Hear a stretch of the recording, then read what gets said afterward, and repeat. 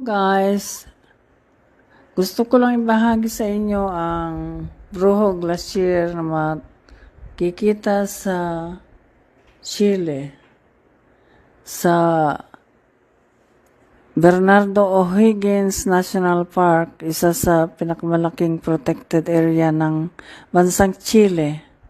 Ito ay sa Asia Fjords ng Southern Chile, South America. Ang kulay ng glacier ay bluish dahil ang tubig ay hindi nag-absorb ng anumang kulay. Kaya yan, bluish ang color niya. Ito ay ma-access mo lang guys through cruise line. Kaya ayan, ang pinsan ko ang nag-cruise line.